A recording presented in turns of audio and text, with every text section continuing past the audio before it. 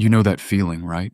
The burst of motivation, the new plan. You buy the running shoes, you download the app, you tell yourself, this time it's different. And then a few weeks later, you find yourself right back where you started. The shoes are in the back of the closet. The app is buried in a folder on your phone. And there's this quiet, acidic feeling that settles in your gut. It's not just disappointment, it's a judgment. You're lazy. You have no discipline. Everyone else can manage this. Why can't you? The failure doesn't just feel like a failed action, it feels like a verdict on your character. We always assume the problem is the method. Maybe it was the wrong diet, the wrong workout plan, the wrong productivity hack. We think if we just find the right strategy, it'll finally click. But here's what nobody tells you. It's not about your willpower. It's not about your strategy. The reason it never sticks is that you're trying to install a new behavior on an old identity. And it's a fundamental mismatch. Think about it. Your brain has one primary, overriding job: to keep your world coherent, to make sure your actions match the story you have about yourself. It's a survival mechanism. It wants consistency. Psychologists have a name for this. They call it cognitive dissonance. It's the mental stress you feel when you hold two contradictory beliefs or when your actions contradict your core self-concept. Your brain hates this feeling. It's inefficient. It burns precious mental energy. So it will do whatever it takes to resolve the conflict, and the easiest path is always to get you to stop the new, unfamiliar action and snap back to the person you've always been. So if your core identity is, I'm the kind of person who's not a morning person, and you suddenly try to get up at 5 a.m. to go for a run, your brain sounds an alarm. It feels this conflict, this dissonance. It feels wrong. It's not you being lazy. It's your subconscious mind trying to protect your sense of self. It will find 1,000 tiny ways to get you to hit snooze.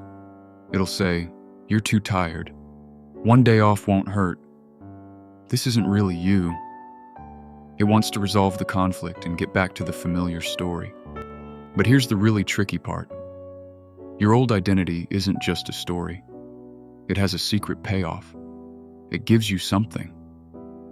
Being the person who is always overwhelmed might get you sympathy from others or a valid excuse to say no to things that scare you. Being the creative procrastinator who works best under pressure protects you from the judgment of turning in average work on a normal schedule. These identities have benefits. They're not just stories. They're deals we've made with ourselves to stay safe. So how do you actually change? The real, deep kind of change? It's a psychological revolution. The path isn't adding a habit. It's becoming a different person. And that starts in a deeply uncomfortable place. The liminal phase. The term comes from anthropology, from observing rites of passage. It's the in-between stage. You've left the old behind, but you haven't yet arrived at the new. You are, for a time, undefined. And honestly, it's terrifying. This is the feeling of quitting a job that gave you your identity. You're no longer the marketing manager, but you're not anything else yet. This is ending a long-term relationship. You're no longer someone's partner. You're just you, alone. It's a void, and society makes this 1,000 times harder. We're obsessed with labels. The first question people ask is, so what do you do? They want to put you in a box. When you answer, I'm figuring things out, you can see the flicker of confusion, even pity. The lack of a clear identity feels like a social failure. It feels like you're nobody. And that pressure is immense. And our natural instinct is to run from that void. We can't stand the ambiguity. So we rush to fill it. We jump into another job, another relationship. We numb ourselves with scrolling or binge watching. Anything to avoid the feeling of being identityless. But that void is where the work happens. It's the only place a new identity has room to form. Staying in the discomfort of, I don't know who I am right now. Tolerating the ambiguity, that's the prerequisite. It's in the emptiness that the real questions finally have space to be heard. And that leads to the next piece. Wishful thinking won't work here.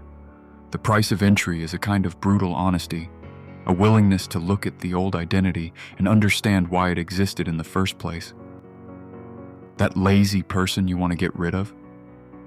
Maybe that identity was protecting you from the pain of trying and failing. If you never really try, you can never really be rejected. It was a shield.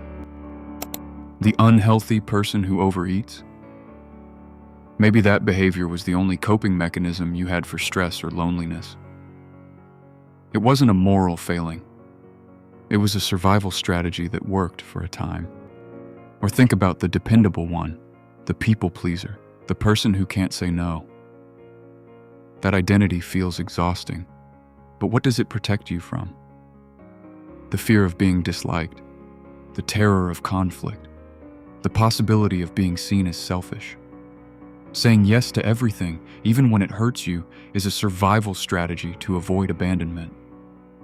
It's a way to guarantee your place in the tribe. This is the moment of true transformation. The old self isn't an enemy to be defeated, but a system to be understood. It's about looking at the script it was running and saying, with genuine compassion, I see what you did for me. Thank you. Your job is done now. Once you've made peace with the past, there's one more critical, practical piece. You can't build a new identity in an old environment. Your surroundings are constantly giving you cues about who you are. Your friends, your family, your apartment, your phone notifications, they've all been trained to interact with the old you. They expect you to be a certain way, and they will, consciously or not, pull you back into that role. Changing is hard because the fight isn't just internal, it's against your entire world. The only way forward is to become a conscious architect of your environment. This means curating your feeds, finding new places, having difficult conversations with people you love. That difficult conversation part is maybe the hardest. It means telling your friend group, hey, I know our thing is complaining about work over drinks, but I'm really trying to change my mindset, so I'm going to sit this one out. It's telling a family member, I appreciate your concern, but my career path is my decision. These conversations are terrifying because you risk disrupting the social system, but they are also the most powerful acts of all. You are verbally defining the boundaries of your new self. You need to build a space that sends you signals of your new identity, not your old one. You need proof. Seeing a book on your nightstand instead of your phone is proof. Having a conversation about goals instead of gossip is proof. Each one is a small vote for the person you are becoming. And this is the final, most important reframe. All of it.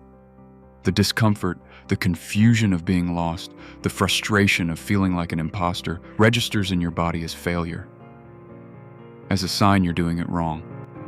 But that feeling isn't a sign of failure. It is the texture of transformation. The dissonance is the sound of the old identity breaking down. The feeling of being lost is the feeling of making room for something new. Real change isn't a clean, satisfying makeover.